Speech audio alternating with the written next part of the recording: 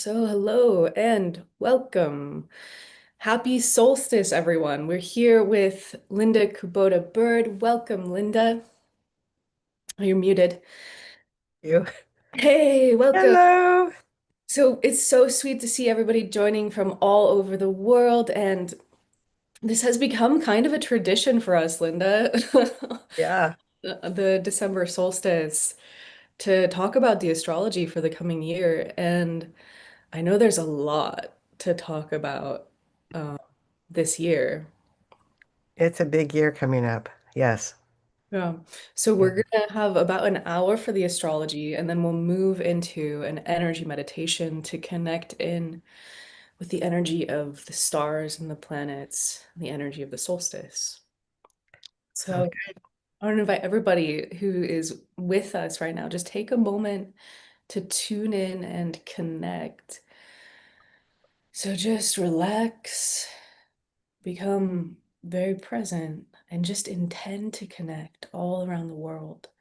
And we're just going to invite the energies of the solstice to infuse into this live stream. And so just feel, just imagining that energetically you could reach out and connect with everyone around the world. And just feel that.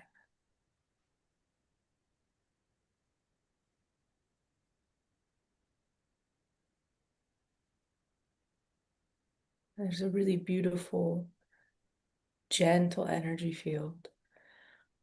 So thank you all so much for being here. It's really, really lovely to see all of the places like Sweden, Greece, South Africa, Alabama, Italy, Kauai, Santa Barbara.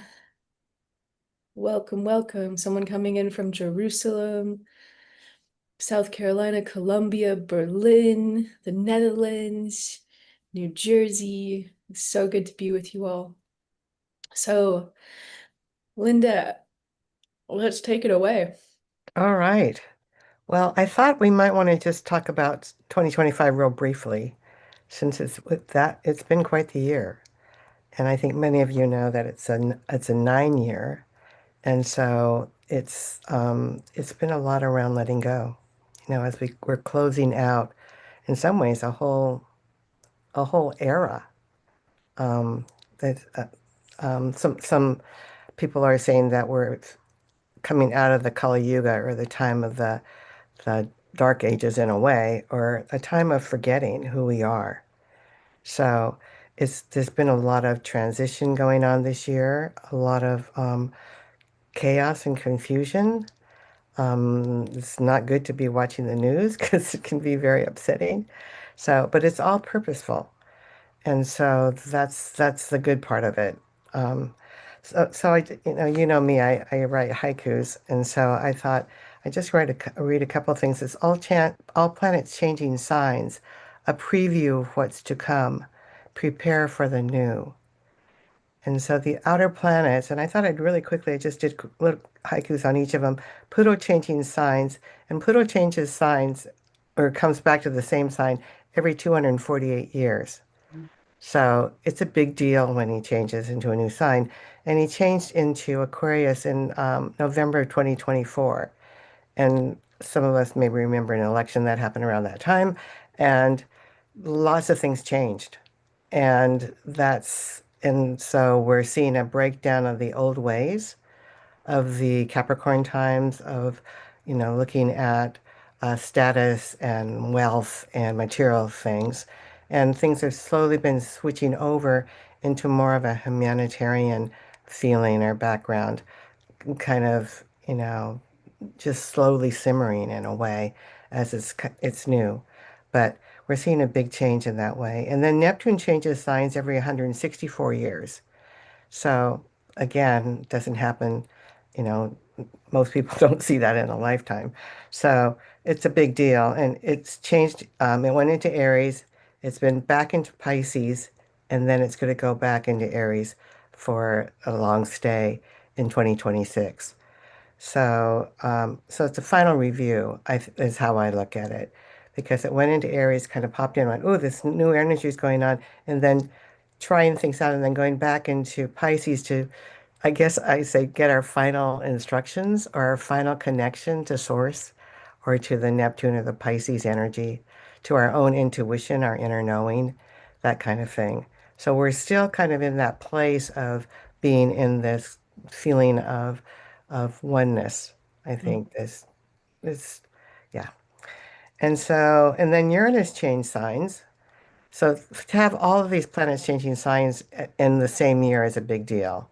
And to change signs retrograde and then move back next year into their signs for a long stay is unusual. So Uranus changed signs from Taurus to Gemini, from Earth, well, Earth to air and back. So it it's on July 7th, it popped into Gemini. So new thinking, new thoughts, curiosity, a lot of things changed. Your energy sped up. A lot more AI kind of things started showing up in our daily life. And then came back into Earth. Again, it's kind of getting grounded, reminding ourselves that we live in a body, that kind of thing.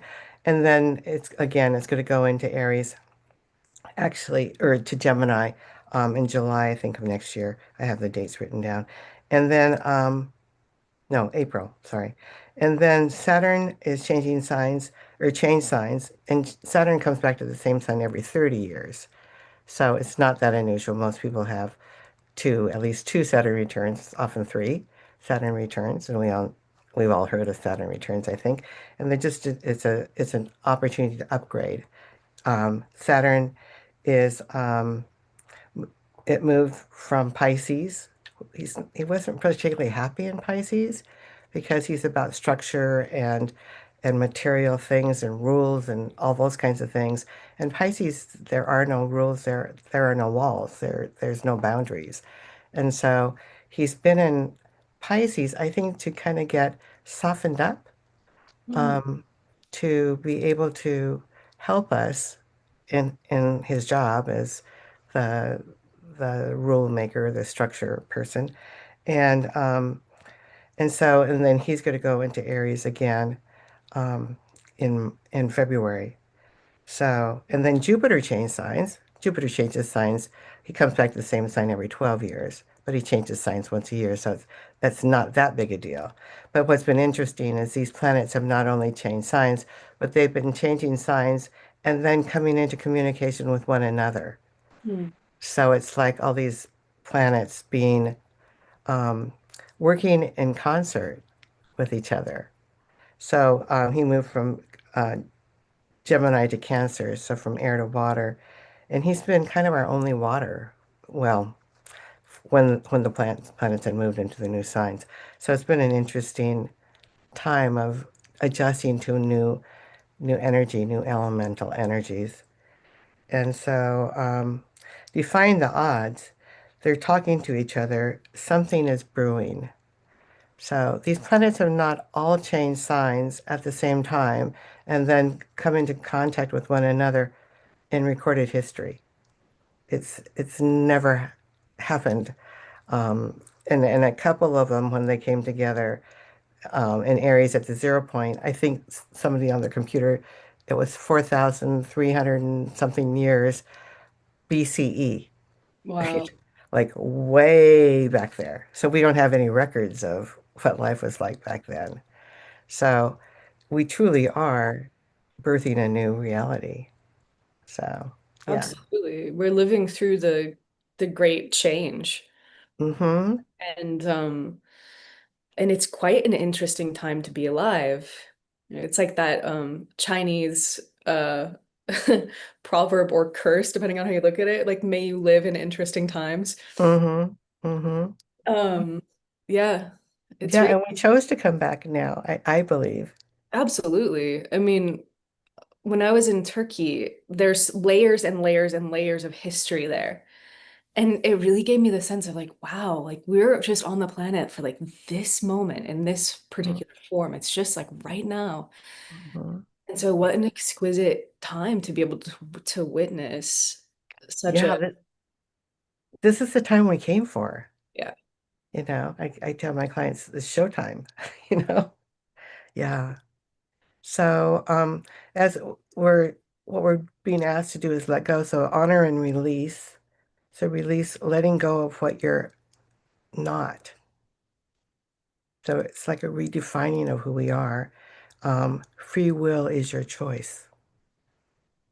So it's sometimes it can feel like we're being victims, but that's the old story that we came in as human beings and started our victim story early on.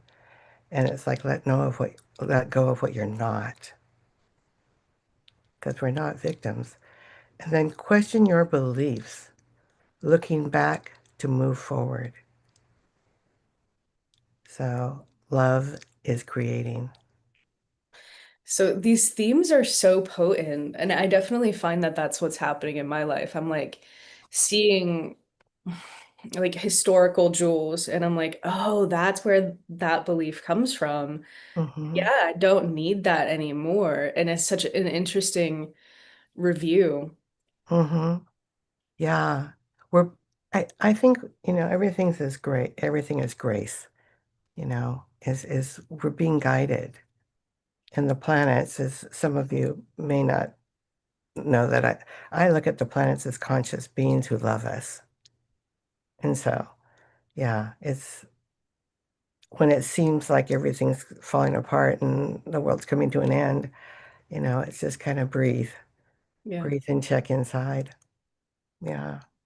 Yeah. So, yeah. Do you have any other questions, Jules, or any comments?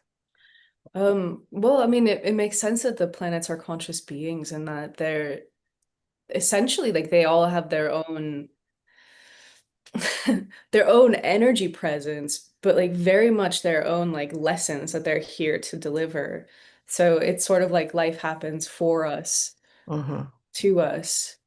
And for me with astrology, like part of why I believe so much in astrology now is because I've had these like weekly personalized readings based on my rising sign through this app called Chani. I'm like not trying to plug that app, but it's amazing. But some of the things that she'll say, she's like literally like you may be thinking about adopting a pet. And I'm like literally like have like a sudden random impulse to like really want a kitten, And it's like it just blows me away like how much like the like as above so below like it very much is like a part of the collective. So I'm excited to get into the astrology of 2026 and see Yeah. what's for us. Yeah. With the new moon, it's springing us forward, you might say. Yeah. So that I just wanted to talk about really quick about the as above, so below. It's like as above, so below, as within, so without. As the universe, so the soul. Mm, Is a part that doesn't always get said, but that's where we are now, I think, is as the universe, so the soul. that's interesting. And that reminds me of something that Cryon was saying during our live stream that we did earlier in December about the Lemurian prophecies. And so like the Lemurians also, as the continent was slowly sinking, they knew that there would be a fall into unconsciousness on a planetary level and that there would be a rise again. Hmm. We're at that rise, but what Cryon was saying through Lee Carroll was fascinating. I've never heard it in this way before, but he said something to the effect of like on a galactic level. Imagine that the Earth and humanity are actually the final like star family to go through the descension and ascension process. And so it's like the last domino falling, and like what effect does that have on the whole galaxy and the whole universe? Yeah, gives me goosebumps. Yeah. Yeah, and as as we've found is that the galactics, there are many galactics here supporting us in this transition because it's affecting everybody. Yeah. It's So the yeah, greatest show in the universe, and we have front row seats. It's exactly. Well, we're the puppets. well, yeah, sure. That's how we get the front row seats. You know what We're I mean? giving, yeah, we're the show. Yeah, that's something that Asil likes to say. I'm like, mm-hmm. Yeah. So anyway, the eclipse that we or not the new moon that we just had was was a big deal because it was so close to the 0 point of the world point. Is what they call it. It was the Capricorn world point, and it was also um, the closest that Three-Eye Atlas was to the Earth. So again, to have both of these things happening at the same time. And I don't know what those of you listening have, if you've been paying attention to Three-Eye Atlas, but I think Zazar, well, I know Zazar is talking about Three-Eye Atlas being conscious and bringing, it's coming in and seeding, or in some ways, um, it feels like sparking the DNA within us, the codes within us to remember Mhm. who we are. So to have it coming in at on the same day as a new moon, I think was again not an accident. Yeah. We're just starting to see things orchestrating in a different way. Yeah. So let's see. So the new moon, get out of our heads. Mercury squaring the nodes. So get into your heart. And um, yeah, there's just a lot going on, but I think I'm going to just quickly move on to the solstice because the new moon, as we know, it's dark with the new moon. And then now, with the solstice, we're just starting to see the new moon, so it's becoming visible again. And so the solstice, again, is a big deal. Solstices, solstices are a setup for the next 3 months. So it's like a backdrop of the energy. So the what's also with this with this solstice is Juno and Venus, the two feminine energies, are very close to the galactic center. And so the galactic center being the center of the Milky Way. So whenever anything's close to the galactic center, it feels like we get a clearer download, from that, and it's going to be coming through feminine energy. And Mm, that's another big theme that's going on because what's happening, I think, with the new moon is that the it was equal distance between Mars and Venus. And so it's bringing in the energies from both.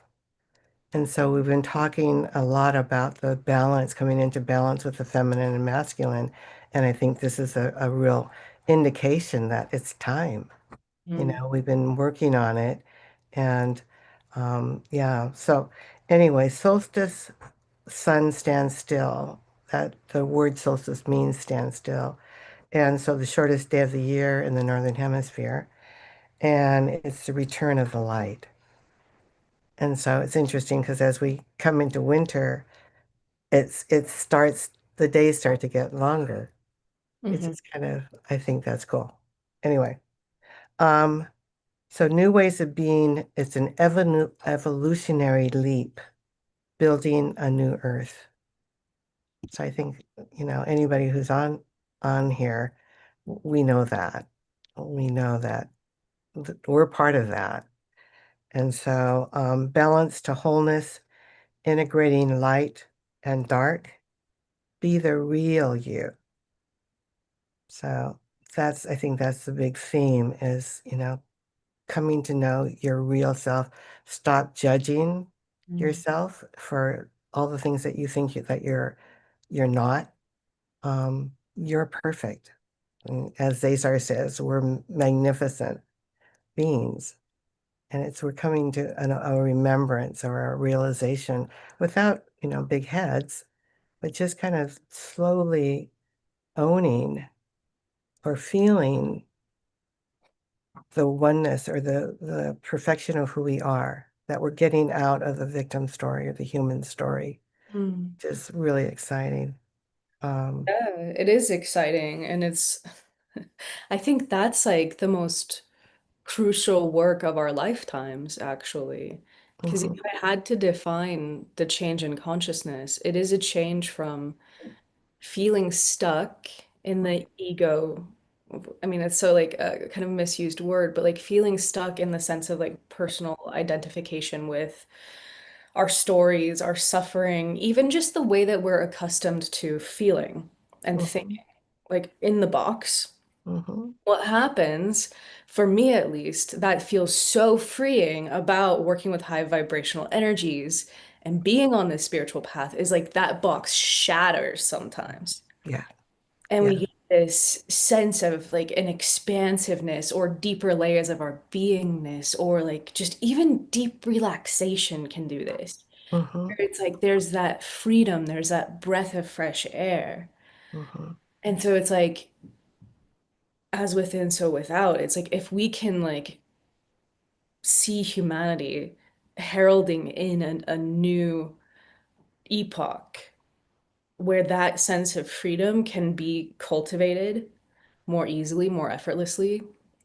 I mean, that would be like my dream is just like people being free. Yeah. Yeah. Um, and it's the next haiku I had was the divine within, co-creating a new world, new life emerges. So I'm going to talk about the eclipse in a minute, and we'll talk about the emerging. Um, as we awaken, move beyond duality,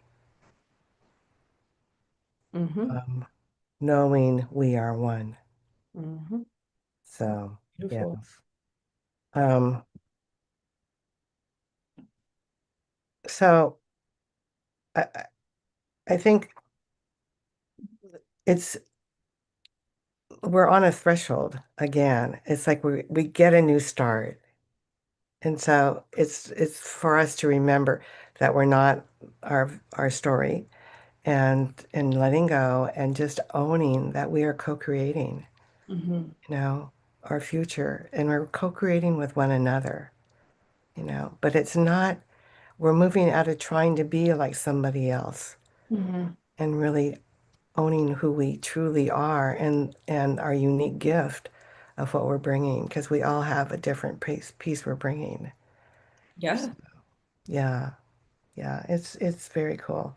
So anyway, let's see. Linda, you said something about the galactic center and the divine feminine. Can you repeat that?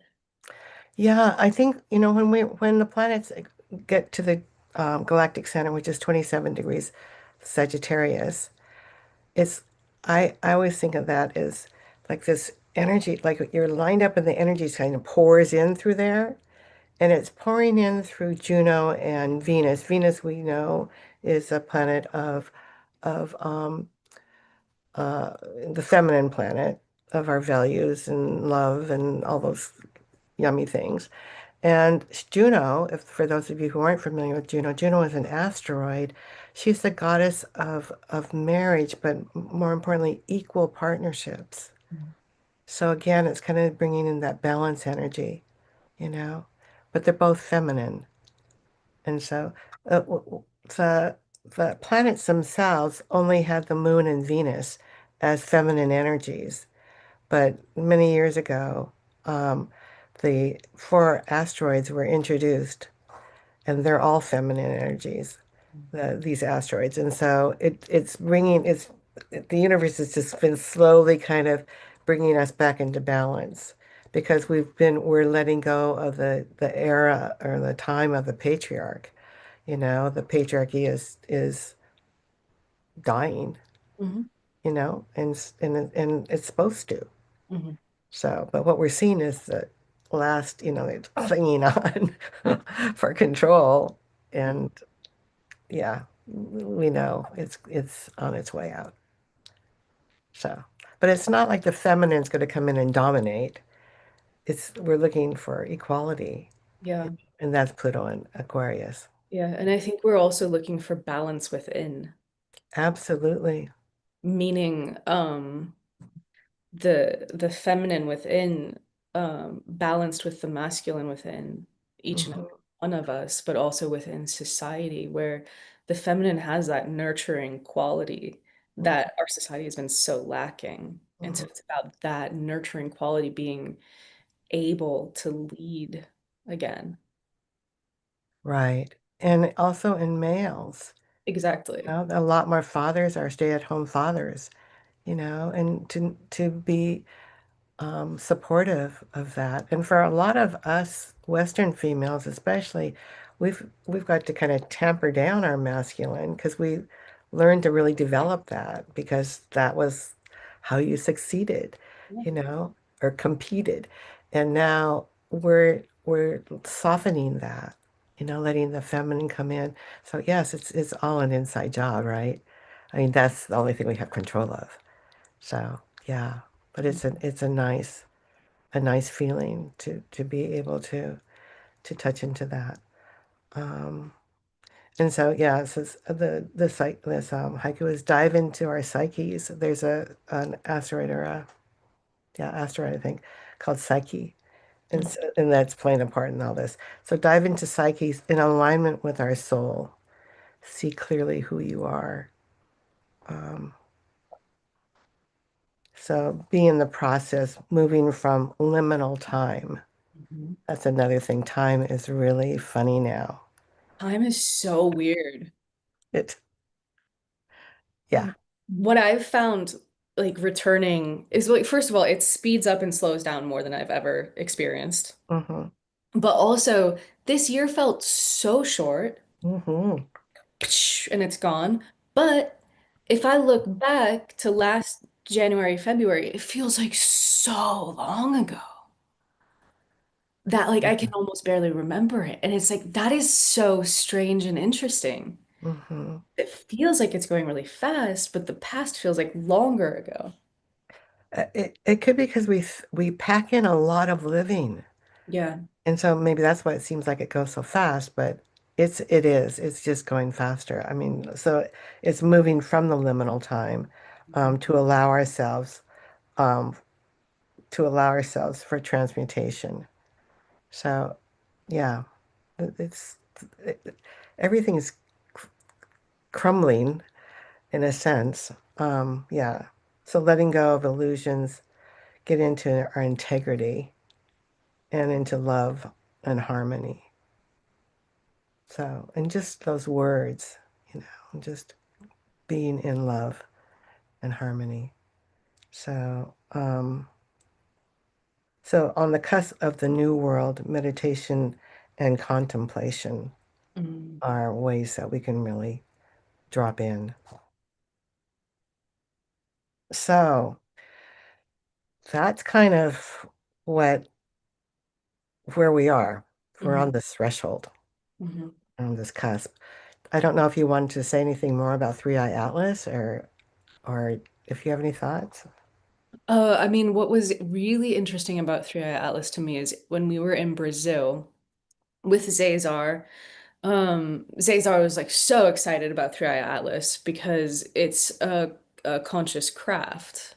And what Zazar was saying is that it's here to deliver these light codes of awakening. But what I find really fascinating about this is the Three Eye Atlas itself is like millions of years old.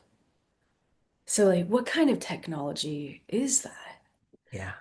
And um and on the first day, Alcazar was saying through me that some people might start to have inner vision, and there was like all this third eye energy.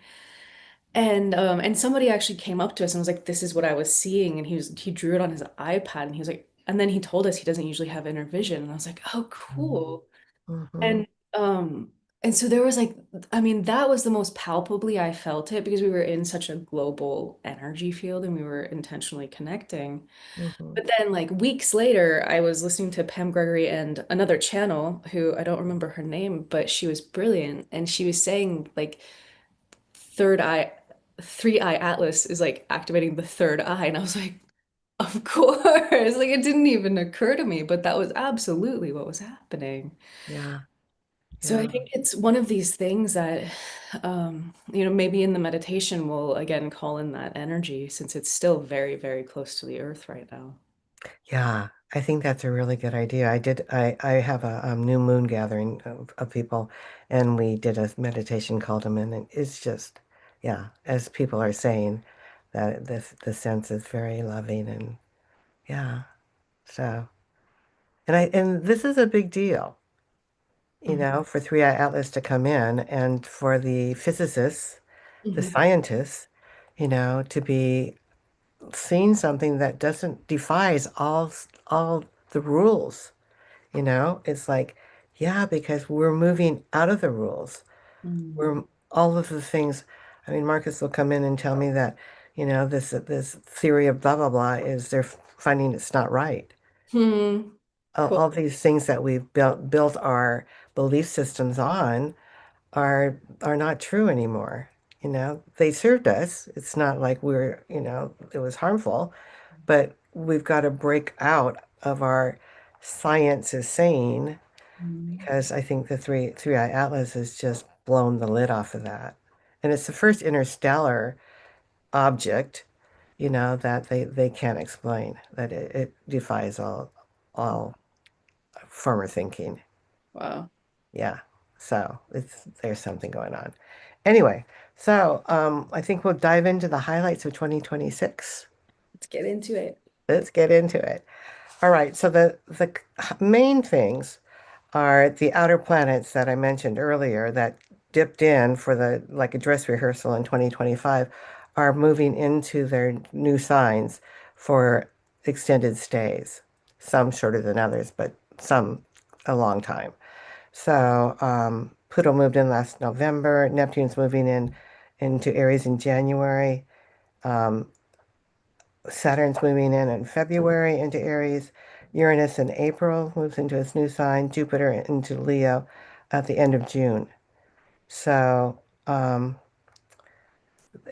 the last time Uranus was in Gemini, I think, no, several times ago, was when electricity was discovered.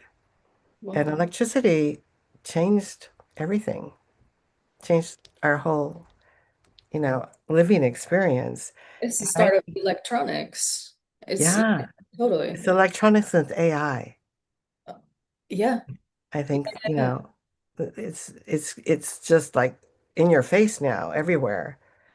And yeah, so I think we are that in itself is we're moving into a different place. And perhaps, I don't know, I just had this thought flashed in, but perhaps the AI frees us up to do more contemplation, spend more time in meditation, to be connecting through our hearts in in a different way, you know? I mean, it's a wild ride. I think that that is the promise. And there's, you know, okay, so there's a show called Lower Decks. It's like a Star Trek animated show, and it's like a funny one. But I just happened to like walk in when my girlfriend's had like a cold, so she's just watching TV, and like they're like celebrating a planet that has just moved beyond scarcity. They've moved beyond scarcity, and they're tearing up their money and like celebrating because like they aren't working with like a like that type of system anymore because they've just found like free energy, whatever, whatever. Hmm. And so it's like that's the promise. And like what that implies, like with that being part of Star Trek, is like Star Trek um was very prescient and is very prescient. So it's like maybe that's like a good like that's like a phase that a planetary civilization moves through.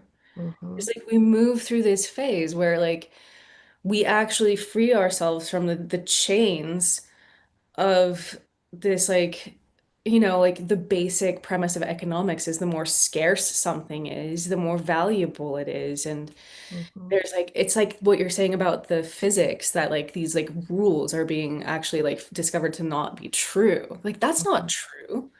I Hmm. learned in economics class in college that like there is no such thing as a free lunch.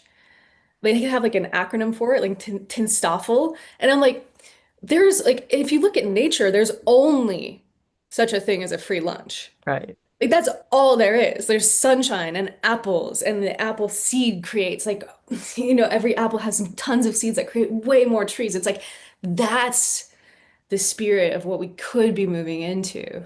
Exactly. Yeah. exactly.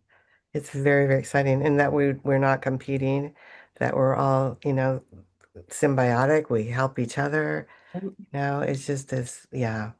So, anyway, so getting back to the highlights, the planets are, as I said earlier, they're all talking to each other. So they're just coming together in different ways. And yeah, and this is, I mean, planets, the way I'm saying talking to each other is they get on the same frequency. Mm-hmm. Because planets change signs and, they're doing their own thing, kind of like people.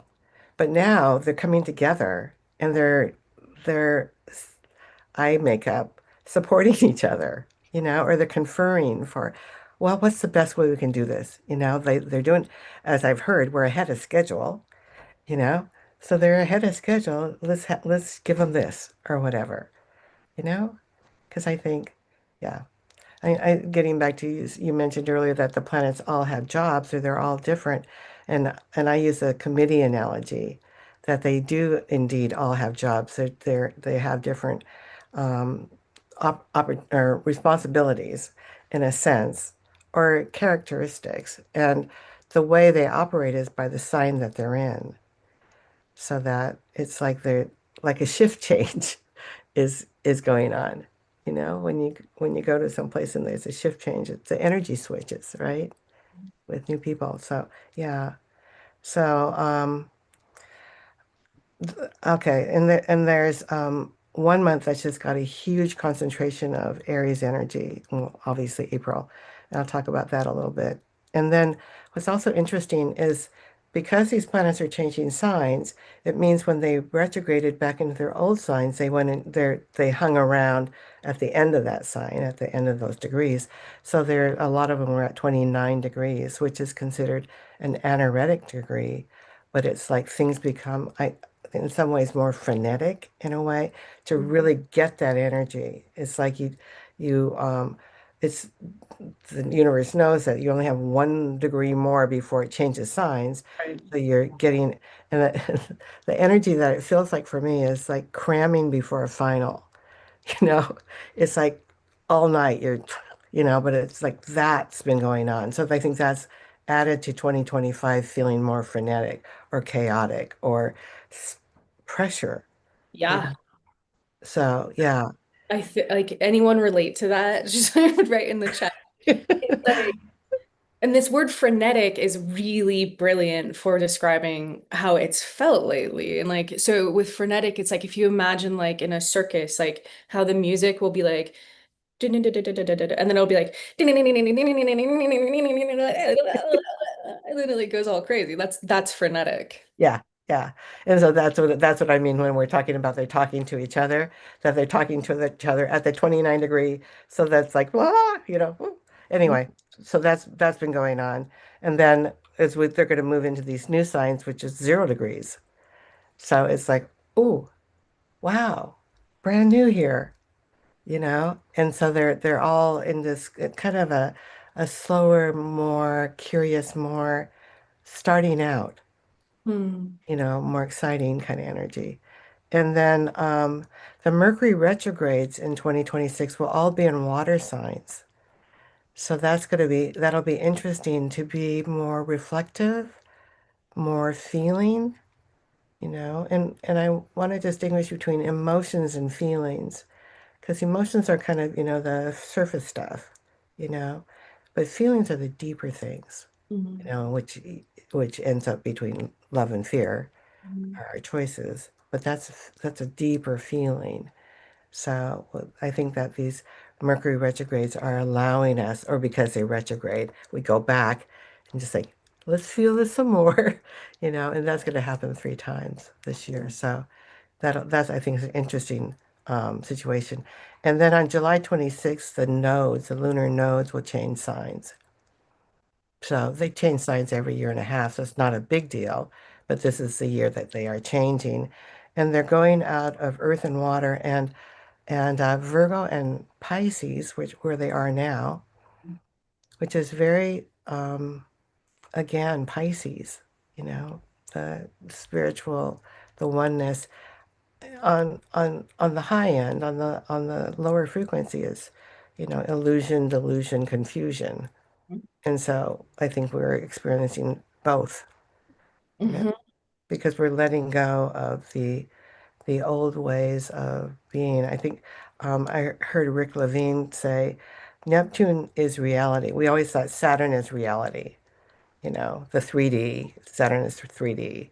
But he said Neptune is reality, and Saturn is the illusion that there was one. I thought, wow, that's a good way to put it. That's Yeah. trippy. That's really cool. I actually really Hmm. like that.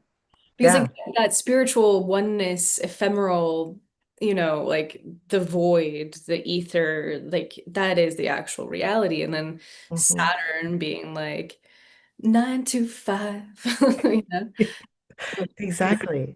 Exactly. And so we're waking, I think that's what waking up is we're waking out of the dream that we thought Saturn was reality, Boom. Wow. you know? So, yeah.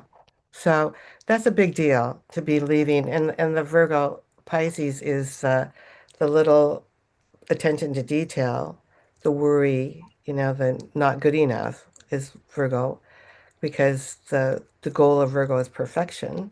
Mm. And then Pisces is totally like there is no me.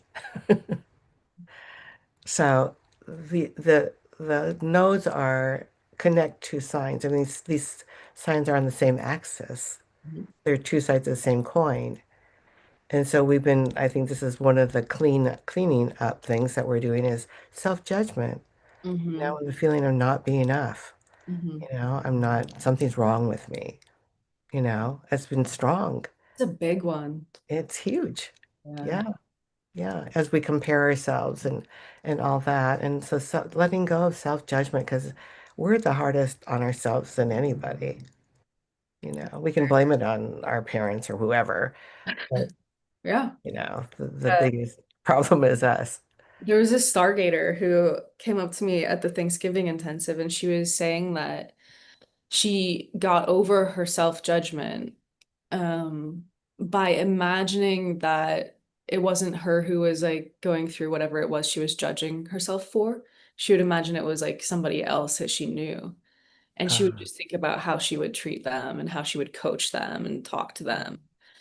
right. And she was like, that was the key for me. And she said, like, it didn't go away right away. I had to like catch it and do that every time. Hmm. Yeah. Yeah. And that's, I think, where this has been practice here. Like I said, dress rehearsal. Hmm. So it's been more extreme so that we can face it and look at it. Because up until relatively recently, that was just how we were. It was in our subconscious, and we just talked to ourselves, just told ourselves, you blew it again or whatever, and it became more conscious where as we moved more into the observer, Hmm. and kind of went, well, look at just like this lady suggested, you know, look at it from a higher perspective. So yeah, that's perfect. And so anyway, we're moving from the Pisces Virgo axis to the Leo Aquarius axis. So it's going to be very different. So moving Leo again from Aquarius, that sounds very different. yeah, Yeah. yeah, they are very different. Like I say, they're extremes of the same thing. Yeah. So anyway, those are kind of the highlights, and then getting down into more details. Um, uh, yeah, it's like, well, the thing I wrote for the lunar nodes is water turns to fire, take feelings into action, a new beginning. Again, a new beginning. Yeah. So, so 2026, confusion turns to knowing. Think from your heart. I think this is another big theme, you know. Put your mind in its proper place, Mm, because the mind is like a computer. mm, It just has what we put into it. And in my case, a lot of it was garbage when it went in, mm, you know, and yet we've kind of said, we've been taught, What were you thinking? Use your head, Mhm. that kind of thing. If we do something, spontaneous or from our heart or whatever. And so it's like losing that paradigm, getting out of that training Mhm. to think from our heart. So choosing love, not fear, connecting with each other.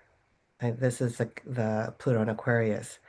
It's a lot about, community, collaboration, recognizing we all have a piece of the puzzle, that everybody's valid. Um, that just took me to the telepathy tapes with the autistic people who were nonverbal, who were ignored, shoved off in society, put unseen, and how the telepathy tapes are showing how these people are brilliant souls incarnate, in a sense, who have much to offer. And in some ways, they've been holding the energy or the sweetness, for us Mm. as until we can own our own sweetness, our own loving frequency. It's beautiful. That reminds me of my Uncle Charlie, who was he had Down syndrome. Hmm. And like just that sweetness is like hit like and this is what I found with a lot of different people who have Down syndrome who I've been around is like their heart energy is just like everywhere. Hmm. And like he would like, like he loved superhero movies. We'd go out to the movie theater, like packed theater. He would be like the like culmination of the movie would happen. He would stand up and cheer. And it's like, oh my God, just like that kind of, it's just so sweet. And I felt like so honored to know him. Hmm. Yeah. Yeah, I think there's a lot. I don't remember who said, or as one of the spiritual teachers said, that the people who are handicapped are really souls, souls incarnate who chose to come back and to hold the space for us, to hold the frequency for us. Yeah, Yeah, yeah. absolutely. And they chose to come in and have that experience of just total heart centered Hmm. uh beingness. That's- Yeah. yeah. Mhm. There's a on the I admit I'm a reels addict now. I go to Facebook just to look at one thing and then and then an hour later and still, Anyway, I came across this Jack and Dad, and it's a father and son who the father plays the guitar, son sings. He's autistic, but he's got the most pure voice. Wow. It's anyway, it touches my heart. It just, yeah. So yeah, I think more and more of that, and as we get exposed or become more familiar with these energies, then it wakes up that energy in us, or it gives us permission to live from that energy too, you know, because we've been guarded, Yeah. got to be careful and all that, but just to be open is where we're moving. So, well, this hike is time to be yourself, like pieces in a puzzle, everyone unique. Mm. So, um, all right. So then on January 20th to 26th, Saturn, well, I'm not going to go into, well, Saturn sextiles Uranus, Mars trines Uranus, sextile. Anyway, a lot is going on during that time. And so, uh, just be aware that there's a lot happening and there's big changes will probably be seen in the world. So yeah, Pluto and Neptune. Anyway, it's a When it, concentration of activity in a short period of time. okay. So yeah, and then when Uranus Pluto are talking, can bring in the galactics. Oh, I mean, cool. not that, we know that we've experienced them, so we know. Um, let's see. Yeah. Um, okay. Did you say March 26th is when that's it? It's January 20th to 26th. Oh, wow, 2026. Yeah. Ooh, so it's right around the corner. Yeah, yeah. How It's coming in exciting. and then whoosh, big stuff Huh, happening. And cool. then Mars is a trigger. Normally when I look at the year ahead, you look at the outer planets because they don't move as fast and they have a stronger impact. But Mars, the inner planets, and I thought I'd quickly explain, inner planets are Venus, Mars, Venus, Mercury. So because they move quicker, they affect us more individually because of our individual makeup, our own software. Mhm. But when we're talking global things, then you usually use Jupiter out. Jupiter and Saturn are called societal planets, or they're we experience the same things, but large groups of people ex, bleh, experience the same thing at the same time. The outer planets are Uranus, Neptune, and Pluto, because as I mentioned earlier, they move very slowly. So they affect us by talking to our personal planets. So, yeah. Okay. So, but Mars is the trigger because in a lot of these things. So Mars is our will. It's the warrior Mhm. energy. So Mars is a trigger. Prepare for big surprises. Spirit takes action. And I think that's as we move from Pisces into Aries, Pisces being spirit, Aries Cool, action. So, cool, cool. okay. Now, here's the day I personally am most excited about. It's February 17th. Big deal day. It's an eclipse, and eclipses are turning points, or they bring in a whole different energy. So that's a big deal. But it's happening on the same day as the Chinese New Year, bringing in the fire horse. So I just love how everything's connected, you know. So we're moving from let's see, so my oh, and just as an aside, the solar eclipse is on the USA moon. So that'll be interesting. I don't think the It's about like system, emotion and the body and how we take care of ourselves. right, our safety, our Okay. emotional Yeah, safety. yeah. Okay. Yeah, yeah, Interesting. Okay. yeah. So the haikus are on the 17th, Chinese New Year with eclipse, big energy shift. Shedding of the snake, because we're moving out of the year of the snake, which is feminine energy, but also snakes shed, right? So shedding of the snake, letting go of what's outgrown. Um, feel the fire horse. Hmm. So can you feel the difference in that energy? This fire horse is just whoosh, you know, is the feminine to Feels, masculine again. feels really good. Yeah, it's exciting. It is exciting. It feels like we're being lifted up and like, Hmm. Yeah.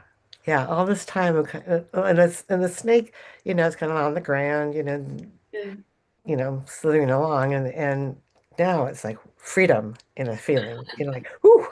So anyway, gestation is done, and here's the really cool thing: the butterfly emerges. The Sabian symbol, every degree of the entire zodiac has what's called a Sabian symbol, which was channeled in. Oh, I don't remember how long ago, but decades ago. Anyway, the Sabian symbol for the day of the eclipse, is the butterfly emerging from the chrysalis. Now, I've been using the butterfly, metaphor for years. So is Alcazar. Yeah, Yeah, yeah. totally. So it's, we've been in the goo stage and the goo stage and the goo stage, but now it's like we're, getting ready to, our wings are getting ready to emerge. So to me, energetically, that day is huge. Hmm.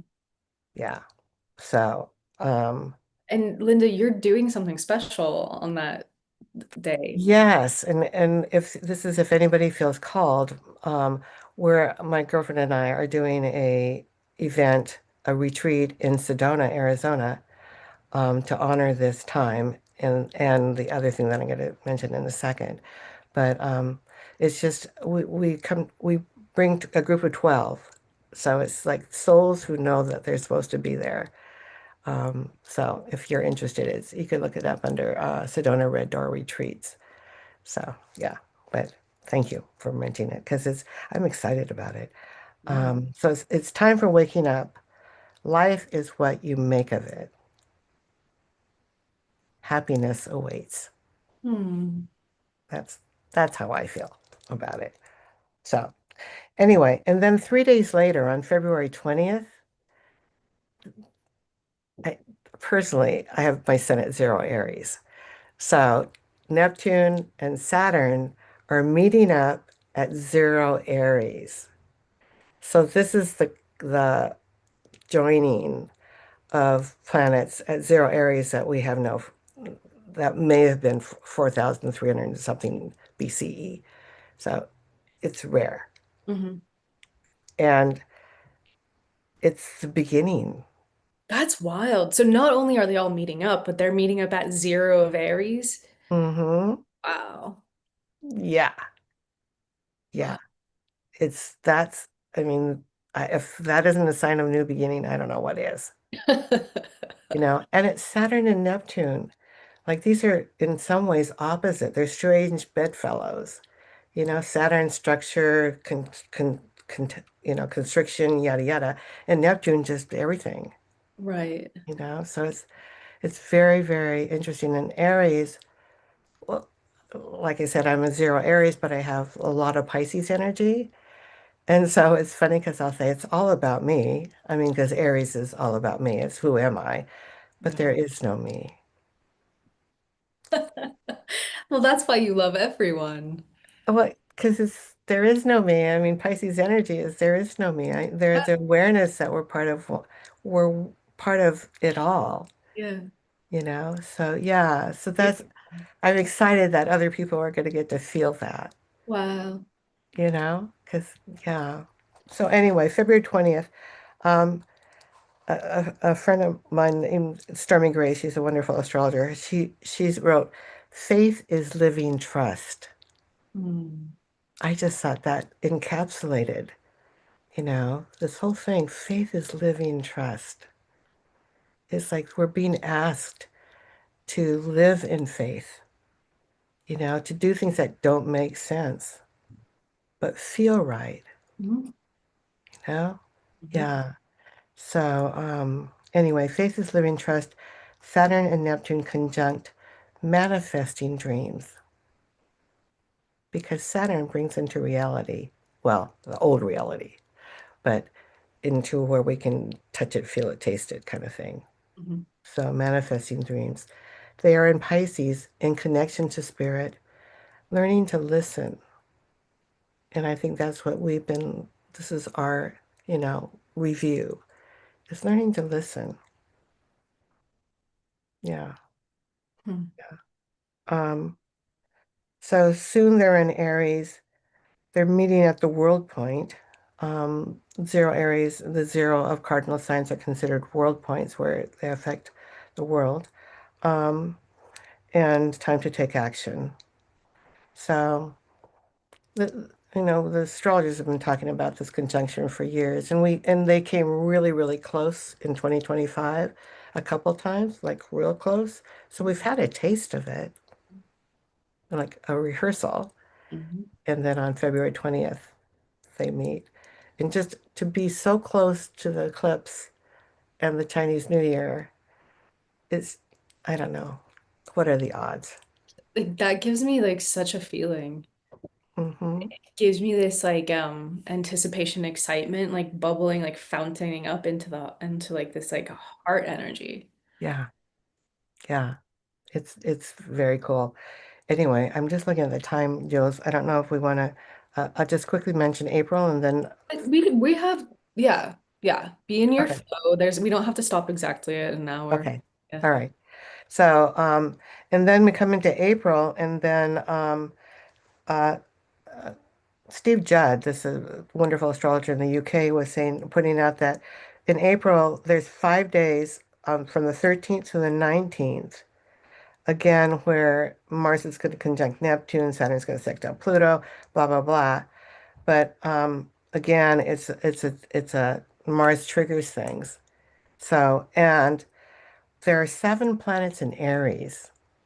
That's unheard of, you know? So this is again real initiatory energy, things taking off. And I was going to say the Aries energy, we always think of Aries as it's all about me and what I want, but it's reclaiming personal power, Mm-hmm. and radical self-responsibility, just recognizing that I'm responsible for myself and what I do. Mm-hmm. It's not other people didn't make me, you know? And then courage to begin something entirely new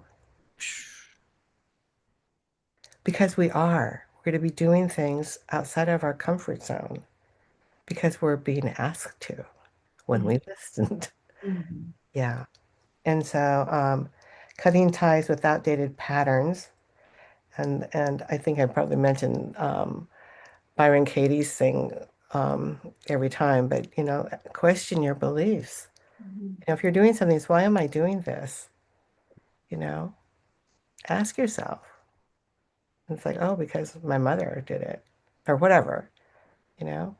Yeah, I've been president of this organization. I was talking to a lady the other day, and I said, I don't think this is wise. I mean, why do we do this? She says, because we've always done it. And I said, but why? And she kind of went, oh, yeah, okay. But this is, that was on a outside of me, but it's again inside. Look at our patterns, what we do. So it's cutting those ties to those patterns, and then yeah, and then emergence of new leaders or leadership styles, because Aries is energy, leadership kind of energy. So yeah, so that's what we're experiencing. So April again is just boom. It's like the booster rocket, I guess, you know. Mm-hmm.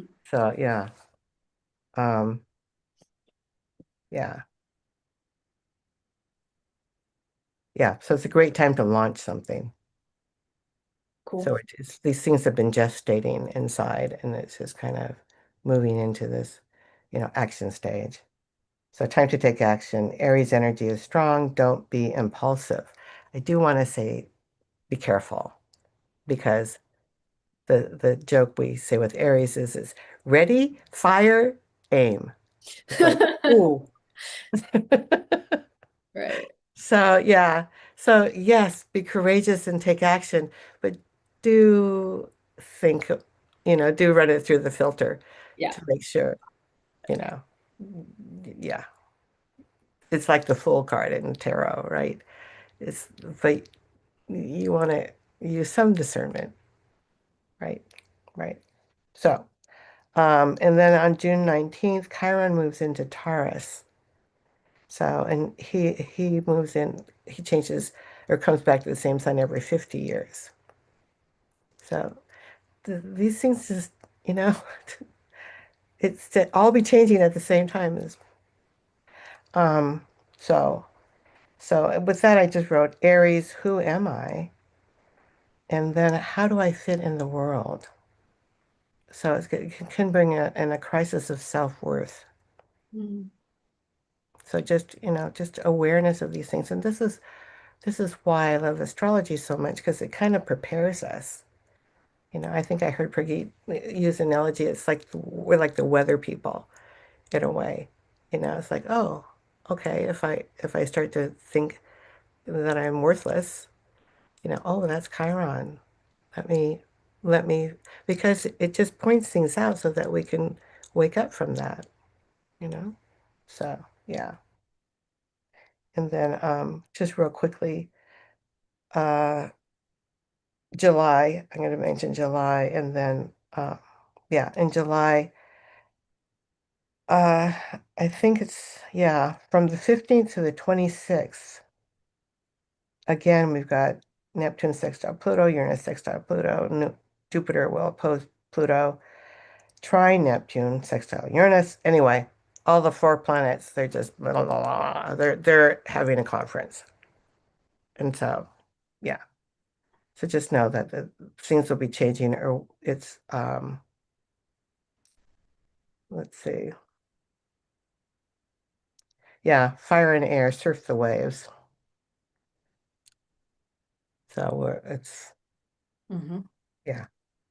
So yeah, and it's because we've got four planets, I think, at 4 degrees again on the same frequency, and then two of the planets are at 14 degrees. So it yeah, but I think the rest. The other thing oh, I just put the big guys are talking. Something big is happening. Learn to ride the waves. Water turns to fire. Take feelings into action. A new beginning. Mm. Um, yeah. And so July starts, July stars align. They're talking to each other, supporting our growth. The nodes will change signs, Leo and Aquarius, the focus time. Life as we know it is changing for the better. Kindness is the key. I like that. Mm. Um, Connect with the all embodiment of spirit. So taking it in, it's time to be you. No more self-judgment. Be your own magnificence. Let the light shine bright. Mhm. So, yeah, I think I'll close with that one. So, anyway, it's an exciting year ahead, and I'm I'm so grateful for the Stargate and the Stargate community Mm. because we have a head start. Yeah, I've noticed that with astrological themes is sometimes we like live them first, but like before they quite hit. Yeah, because as Alcazar said, we're the leading edge. Right. I actually feel Alcazar right now, so Okay, see what he has to say. good. Thank you. Mm. Mm.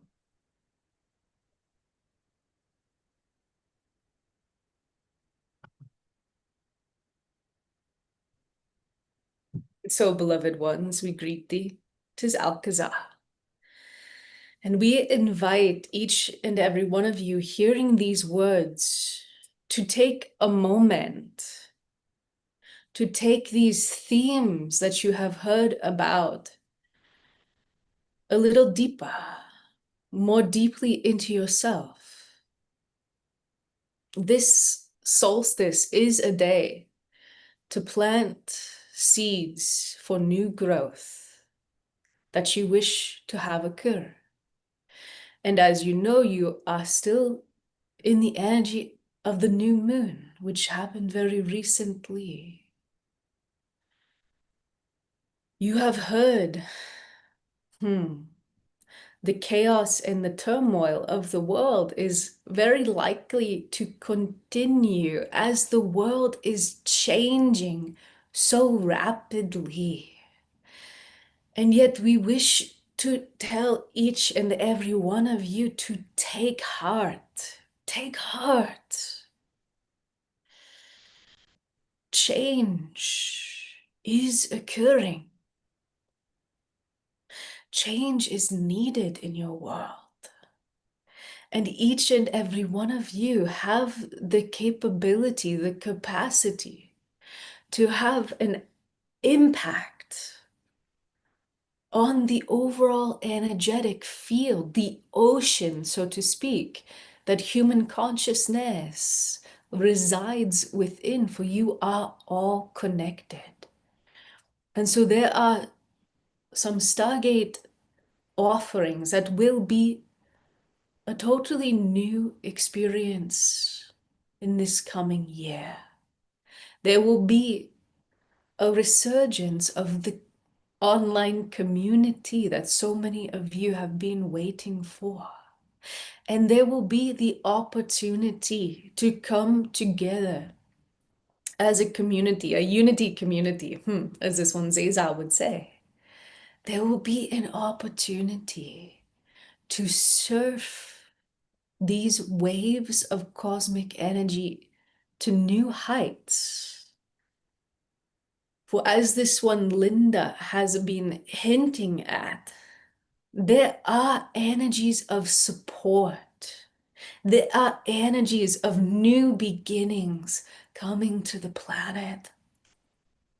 What is your new beginning? And be honest with yourself. What is the old that you are still needing assistance in letting go of? Ask your guides right now to assist you. When you ask with sincerity and when you pinpoint with clarity, the more specific you are, the better. The answers, the assistance always comes in one form or another, but it might not come right away. Understand how we work with you. You ask, and your guides have a wider perspective outside of time and space. So you ask, and events are orchestrated.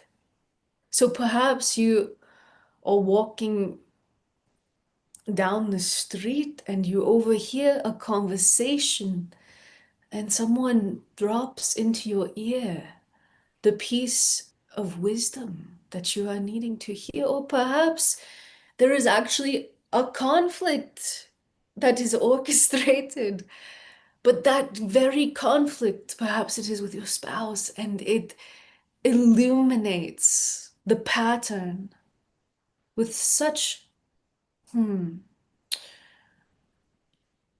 your face clarity that that too is a gift. That is actually your guides working with you. So do not judge what is happening in your life. Look a little deeper. Look at what you are being asked to evolve into. Listen. This one Linda has said there is a strong theme of learning to listen. Listening can be the most powerful tool for your evolution. Think about it. When we are working with the Stargate energies, what we are really doing is teaching you how to tune in and listen to the higher frequencies, because they are designed to operate at a higher level and to draw your beingness into that resonance with who you truly are. And it is all about listening.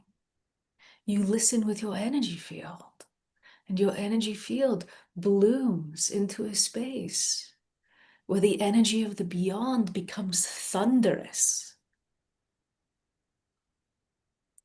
And so, beloved ones, in a few moments, we will move into a meditation. We invite you to play with these energies in this year because, in a sense, they are complementary opposites. The energy of listening is passive, it is receptive. And the energy of this fire horse, the energy of the zero of Aries growing in fire signs, so many of these planets, this is action. And so deep listening complements refined, potent action. You are not being asked to push a boulder up the hill. You have created the momentum. You are being asked to just gently see the boulders that are poised on the precipice and give them a little flick with the finger of your hand and just watch as events in your life can change so rapidly. So do not fear the change. Listen deeply. Get ahead of the change, so to speak. And we will be bringing in energetics over your new year. We are inviting you. Come and be a part of these energetics, for they will be totally new, totally stunning as we broadcast from the birthplace of the Stargate, the island of Maui, which still contains the energies of Lemuria.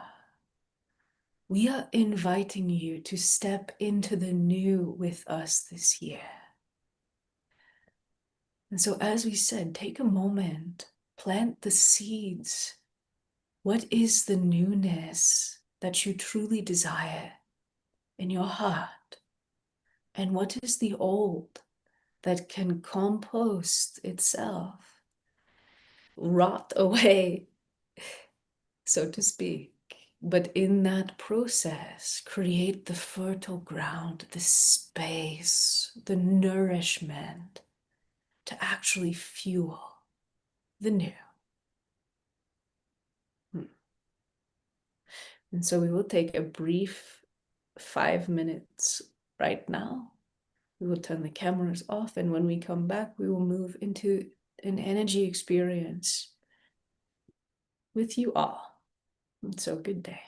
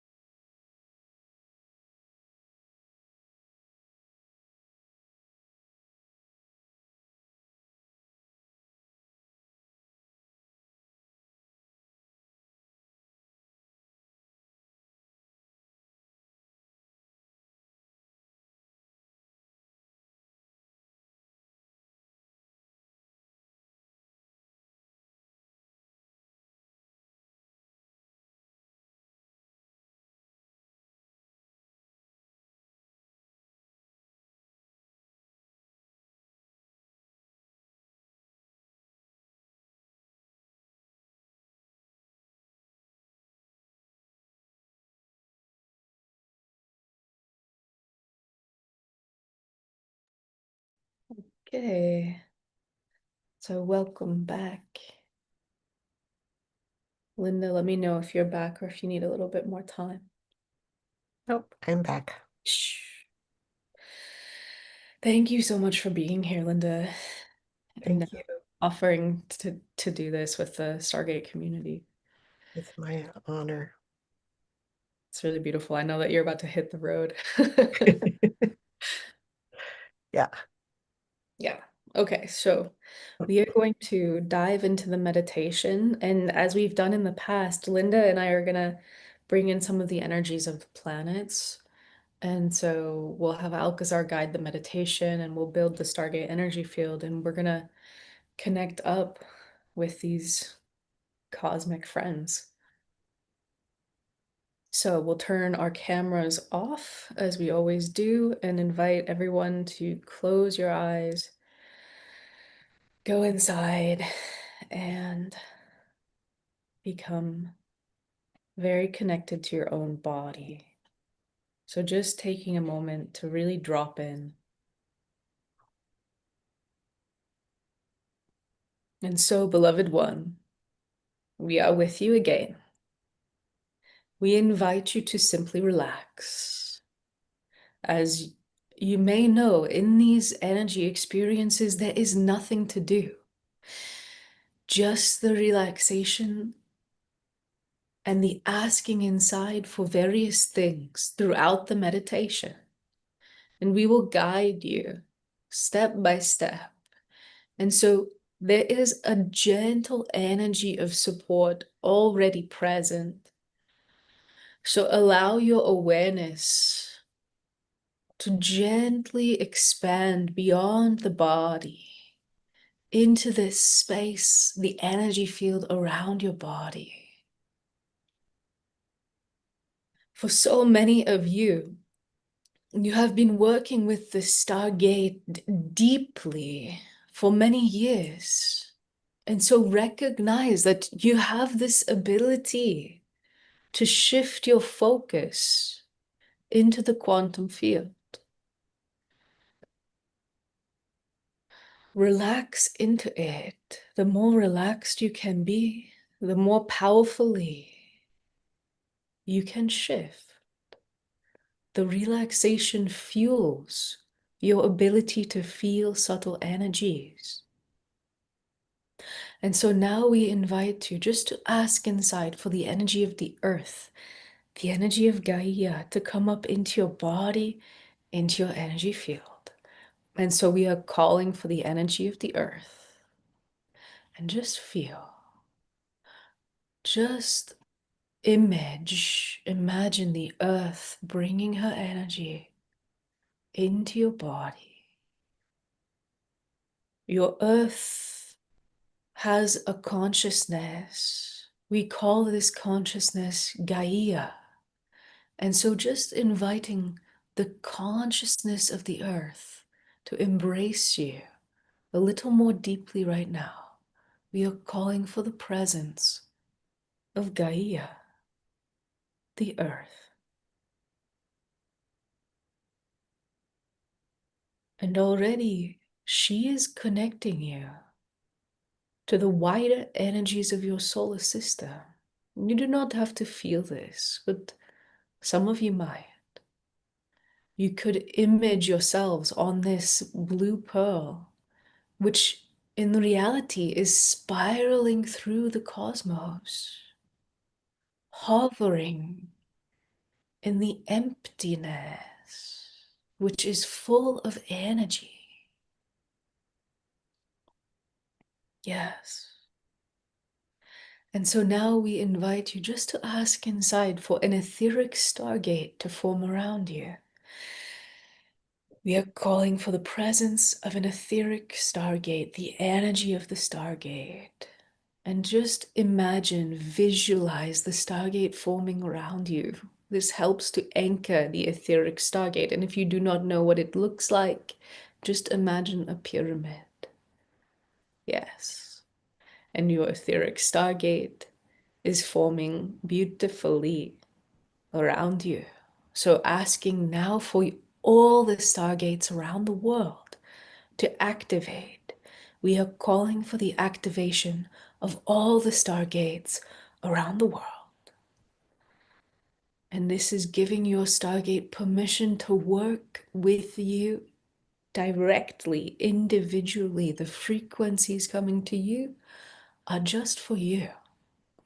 And so we are going to invite you just with an openness, not trying to decide how it should feel, but just inviting the energies of the cosmos during this solstice, December 21st, 2025, even if you are listening in the future, just inviting the energies of the solstice to be with you. Yes. And you might feel a very gentle energy field. It might feel a bit like silence, stillness. For as this one, Linda Kubota Byrd, so beautifully pointed out, solstice is the day the sun stands still, the darkest night or the longest day, depending where you are on this beautiful earth. But it is a pause. It is a moment of turning. And so this energy is inviting you to turn inward. Turn your energy inward.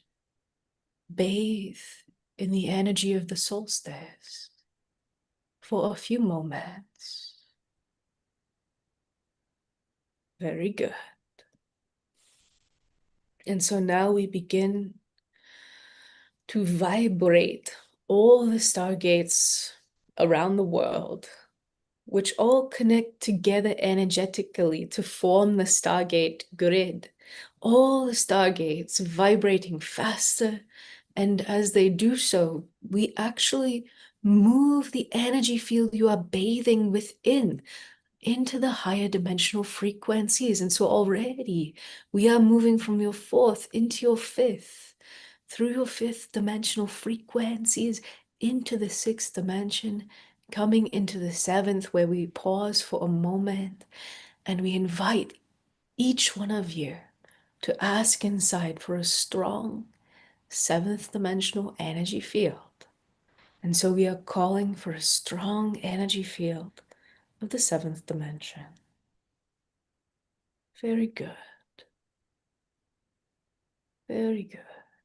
And your Stargate is radiating this higher frequency all around you and also within you.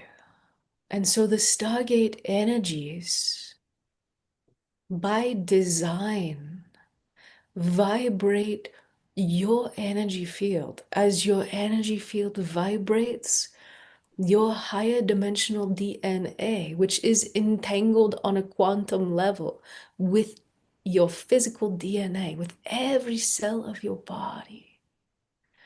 As this higher dimensional DNA is vibrated by the Stargate energies, it is coaxed into awakening. And so more of your higher dimensional skills and awareness begins to operate. And this is a cumulative effect. Every time you raise your frequency through high vibrational energies, which could happen while you are dancing in your kitchen, beloved ones. But with the Stargate, you are being vibrated by a multitude of multidimensional frequencies. And every time part of your higher DNA awakens, that awakening is permanent. You feel it for a while and then you stop feeling it. Why? Because you become accustomed to your new vibration. But we say this to each and every one of you. You are awakening rapidly. This coming 2026 through to 2027 will usher in new experiences that will leave you in awe of your spiritual prowess, your spiritual abilities. You are further along than you think, and it is time to set aside those old beliefs. As this one Linda has said, the very planets in your solar system are inviting you to do. Let go of who you think you are and embrace the new, which is in truth the ancient part of you, but it is new as you experience it here in the physical once again. Very good. Just feel the energy that is gently coaxing your awareness into higher states. And we will again vibrate this energy field a little faster. And so moving into the eighth, through the eighth dimension into the ninth, continuing to vibrate all the stargates around the world, faster still, into the 10th dimension now, through the 10th, into the 11th, vibrating even faster as we merge into your 12th dimensional frequencies and up into the highest ranges of your 12th dimension, where we bring all the stargates once again to a gentle pause. And we invite you just to ask inside for a strong 12th dimensional energy field. We are calling for a strong energy of the 12th dimension and all the stargates around the world. And just relaxing into it as these higher dimensional energetics vibrate you. Your awareness gently expands until you too are vibrating at a 12th dimensional frequency. And all of the guides and higher dimensional energies, including the energetics of the planets, each one with their own beingness, the asteroids, each one with their own beingness, and the background energy of your very cosmos, all vibrating you, all vibrating you. Yes.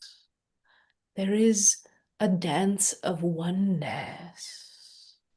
You could imagine it like the synchronization of a clock or a watch, all the gears turning, all doing their own thing, but all a unified oneness.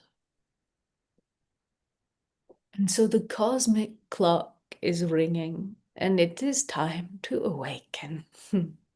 That is quite simply what is occurring and has been occurring since your 2012, since your 89, your 60s and 70s with the consciousness revolution.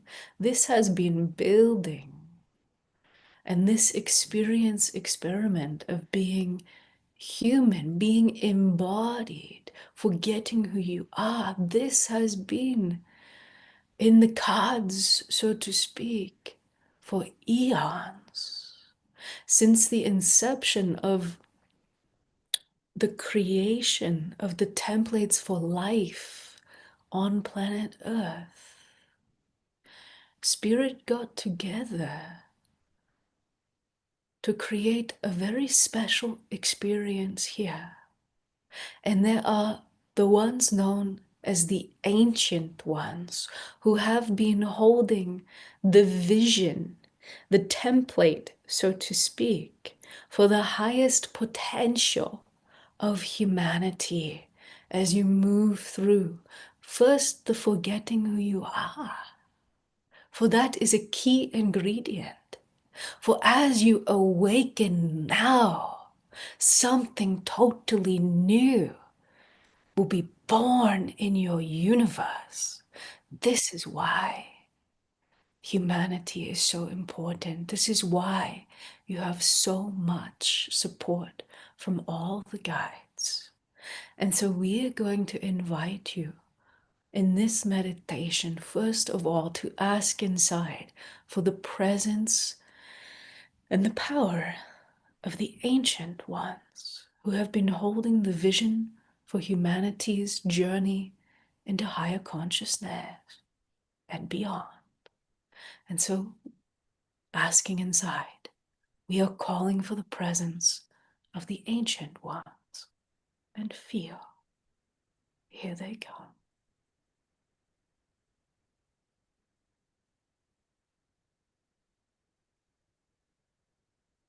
And as they bring their energy presence into this meditation, their energetic is being shared throughout the Stargate grid. And there is a gentle caress of the totality of humanity. There is a gentle message in this energy. Can you hear it? It is saying, awaken. It is time. Go deeper inside. It is time. Let go of the old victim mentality. It is time. Claim your empowerment. It is time. Very good. And into this energy field, the angels who have a very direct connection to source energy are also wishing to join you. So each one of you, just inviting them. We are calling for the presence of the angelic realms. And feel, here they come. The energy gently shifting as the angels bring their energy presence into this space. Nothing to do. As the angels vibrate you, they are creating a gentle energy field of higher vibration, gentle energy field connecting you to source, which is where you have come from. And in a sense, it is where you still are. This being human is a projection of your beingness into this physical construct. So just feel the angels gently reminding you of the true nature of this your universe. And so we are going to invite this one Linda to guide us in connecting to some of the planets right now.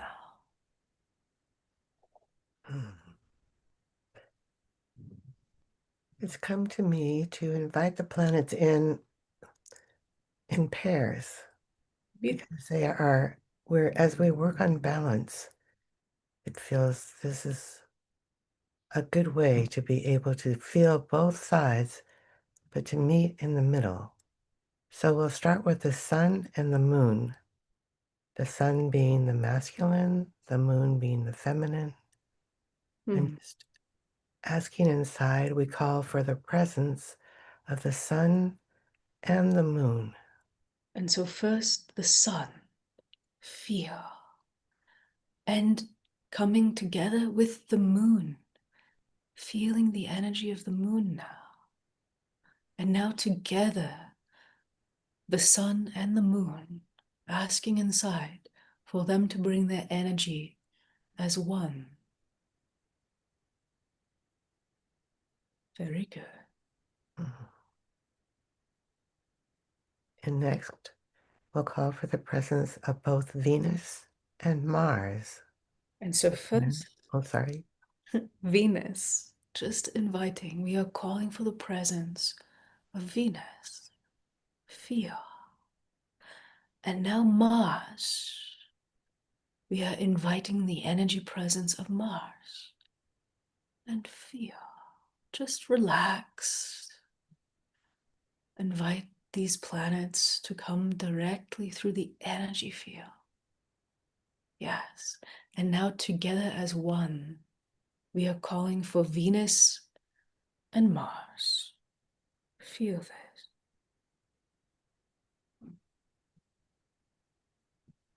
Very good. Mhm. And next we'll call for Mercury by himself because Mercury is neither masculine nor feminine, but Mercury is who we'd really like to get to know, to be able to communicate, but communicate both through our minds, but more within our hearts. So we call for the presence of Mercury. Just feel the beingness of this planet, Mercury.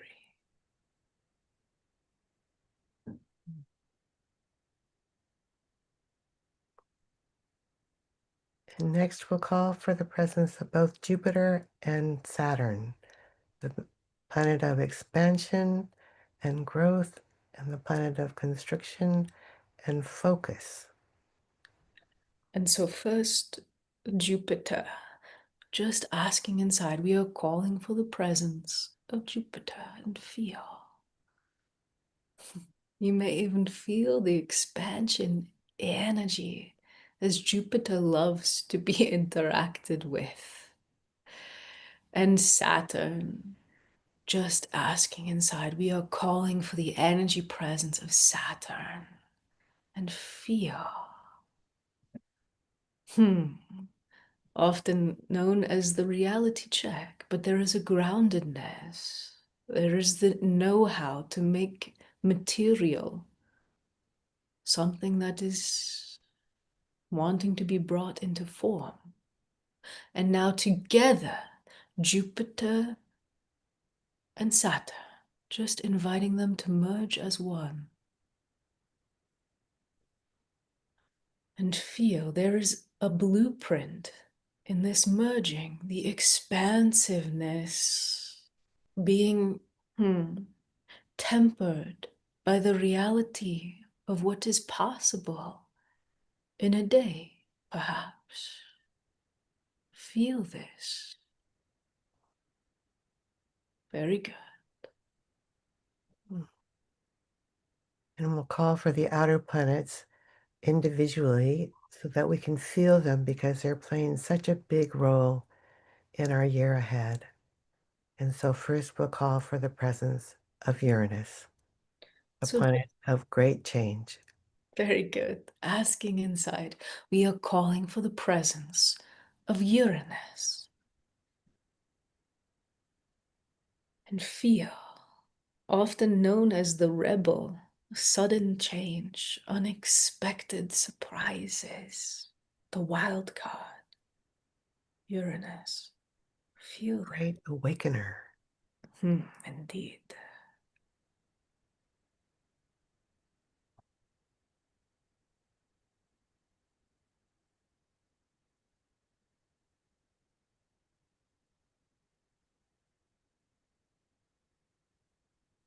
And next, we'll call and recognize the presence of Neptune. And so, asking inside, we are calling for the presence of Neptune to gain feel.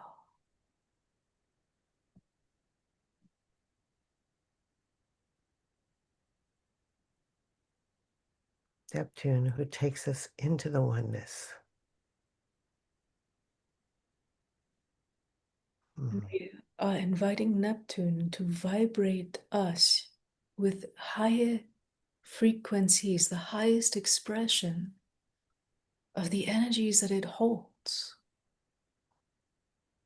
For as this one Linda has described, Neptune is all about spirituality, the ethers, the oneness, the true nature of your reality.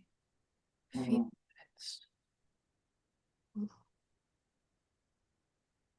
And we'll call for the presence of Pluto, the planet of transformation. We call for Pluto. And again, feel.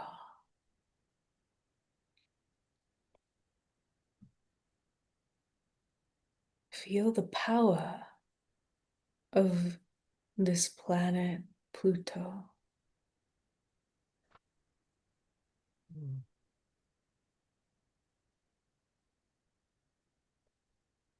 And let's also call and recognize the presence of a or 3-eye atlas. Beautiful. And so just asking inside with a strong intention, we are calling for the energy presence of 3-eye atlas. Just relax. Can you feel the energy is gently shifting? This 3-eye atlas is bringing its presence into this energy field.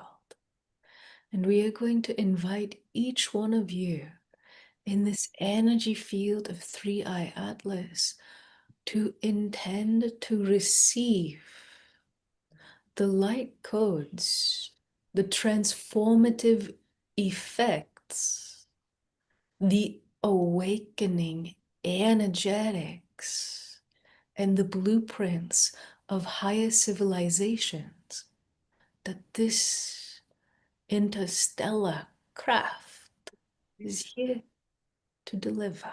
So just intending to receive all that is here on behalf of humanity and to radiate this energy gently, just with your intention, allowing this energy to radiate into the world. For this cosmic object, as it is being called, is a mystery to your astronomers. But as this one Zeza has said, it is no real mystery.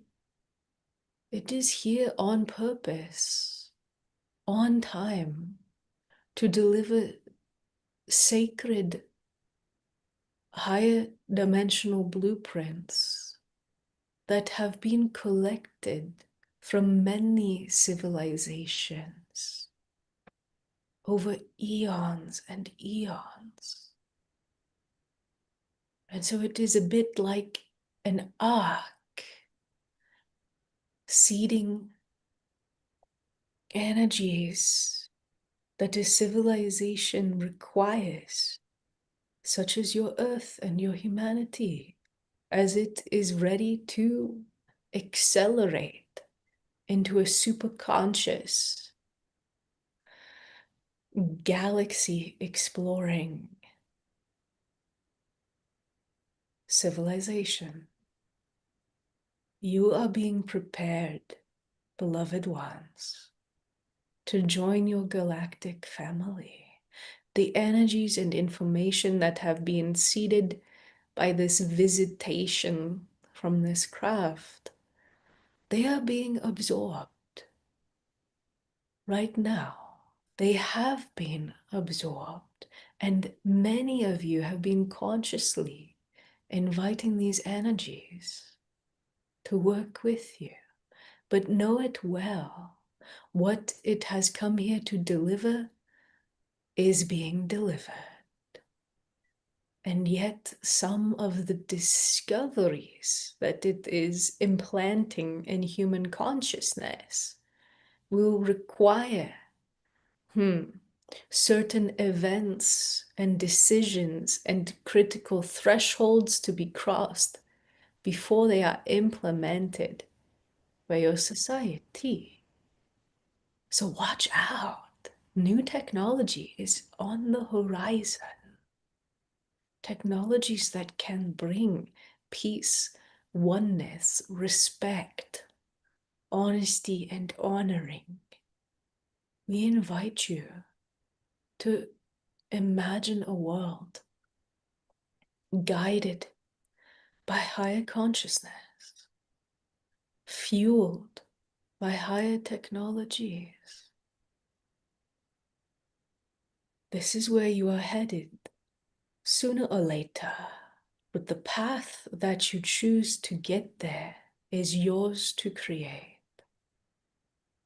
The particular pathway, that is what you create moment by moment as a collective. And so this energy of three-eye atlas is gently radiating into the morphic field of humanity, into the grids of the earth through the Stargate field. And we thank this one, Linda, for bringing this into this meditation experience. And so let us continue now.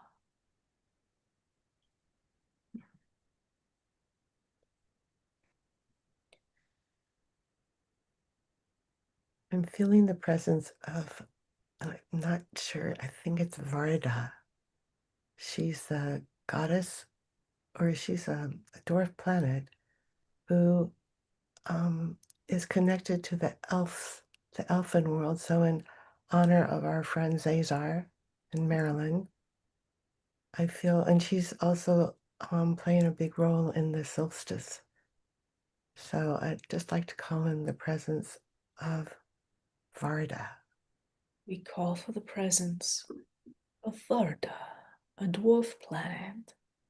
Feel connected to the elven kingdom. And so feel the energy of Varda as it is bringing a connection to the nature spirits who would also like to be invited. So just asking inside, we are calling for the presence of the elves and the gnomes. Feel. And the fairies and the water sprites. Feel. And all of the nature spirits and devas of this your earth. Feel.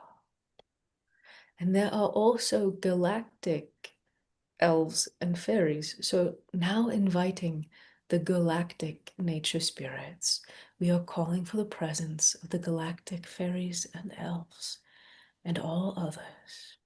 And just feel this, a slightly different energy, for they carry a galactic awareness. They carry secrets from beyond this your earth. Feel this, how life is cultivated in your cosmos. Very good.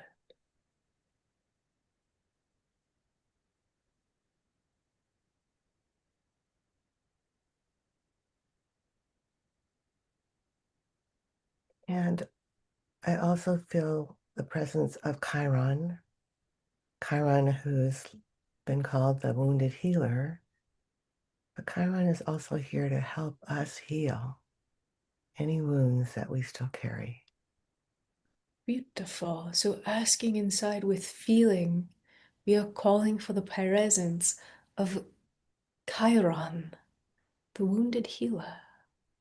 Feel this.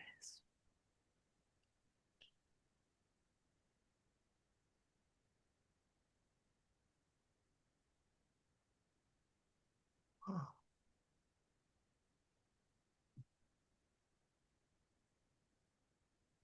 I'd just like us to feel that we're standing in the middle of all these energies of duality, and we're merging them all into oneness as we come into balance with nature and spirit and ourself.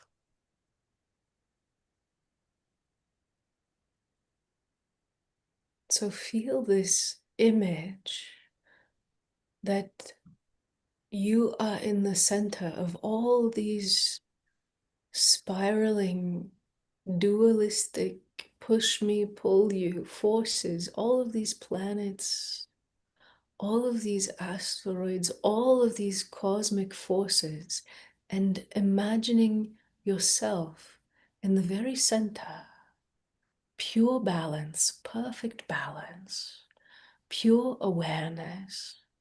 And now just feel as all of the higher octaves of all of these forces start to pour into you.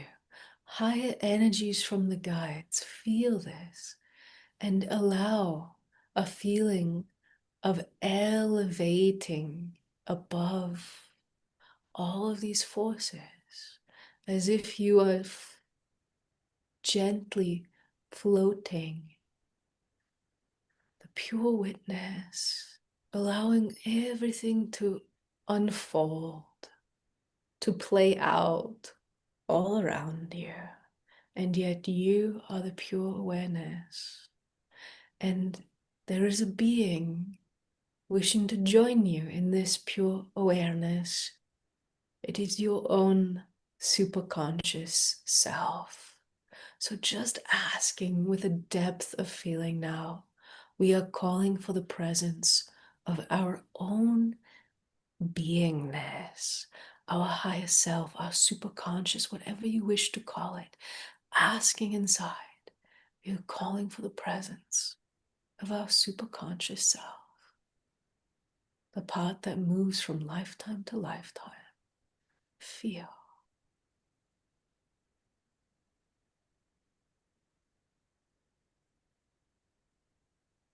Very good.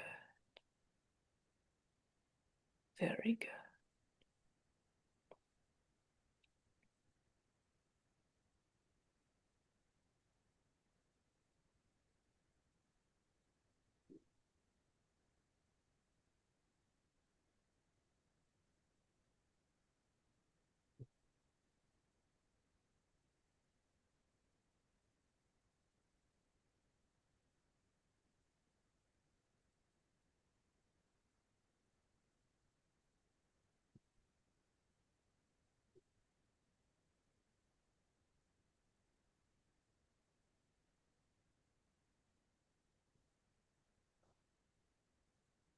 And so, beloved ones, allowing a few moments to gently absorb these energetics. There are many planets and constellations, so many cosmic beingnesses, cosmic consciousness held in your stars and your cosmos. So we will invite you now just to ask inside for all the totality of the stars and the planets, the asteroids, the supernovas, the super clusters of galaxies, just inviting it all on a grand scale to bring an energy into this meditation. And so we are calling for the energy of the cosmos, the stars and the planets, the galaxies and the superclusters, and just feel. Feel this. Yes.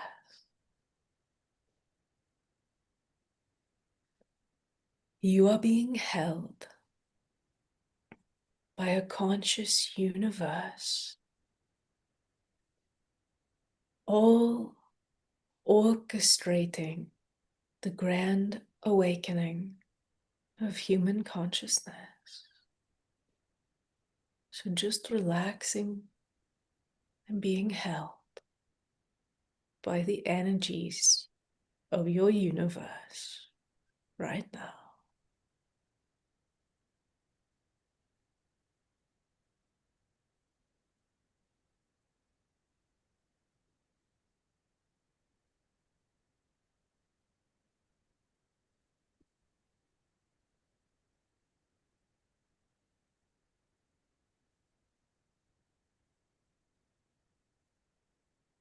And you might notice it is as if your very physical body is gently absorbing these energy fields, these frequencies, just floating in these energies, allowing them to permeate the layers of your beingness.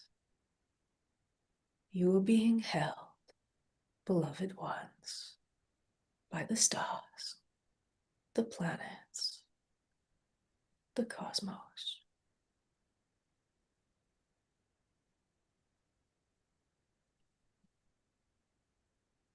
Very good. And when you are ready, we invite you to shift your awareness back into your room and just feel the part of you that is in this human experience, meeting the part of you that is as vast as the universe as a whole. You are here, and yet you are not really here at all. And in this paradox, you can transcend anything. You can move far faster as evolution is at your doorstep. You can open the door and say, welcome. I know where I am going, and it is benevolent. It is so beautiful. I welcome the lessons that lead to my ultimate freedom. For you are here not just to become enlightened, but to become an enlightened human, to become a torch, a light bearer for the new humanity. And so you are here cultivating a depth of wisdom and understanding combined with love, which is our definition of compassion.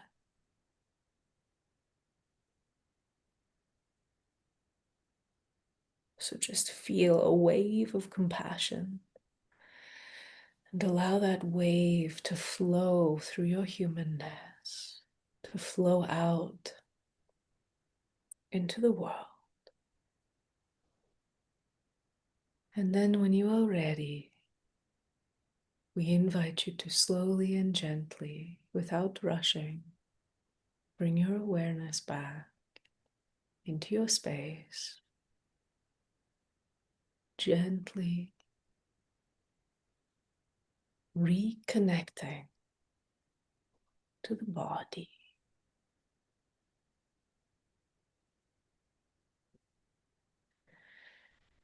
Taking a deep breath and gently coming back.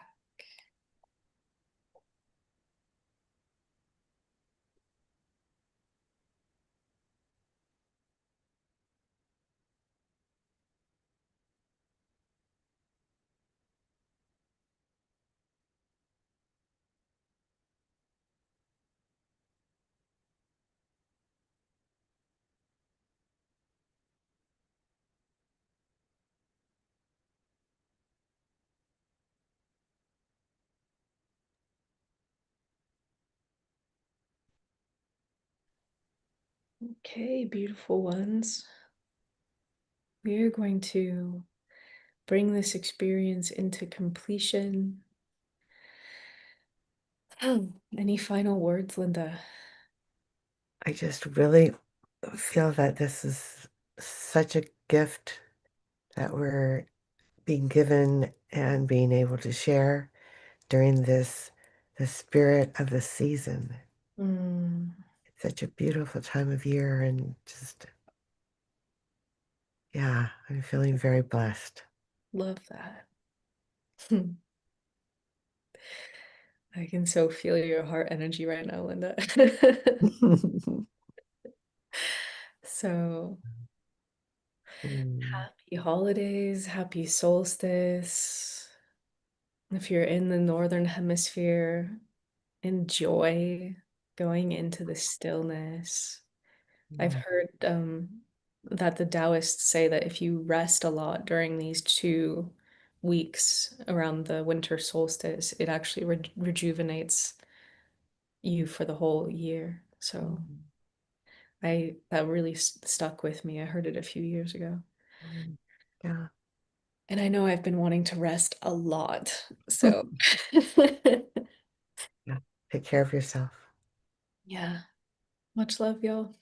We shall have Linda, what's your website so people can find you? um consciousawakeningcoach.com. Awesome URL. Consciousawakeningcoach.com. Bye.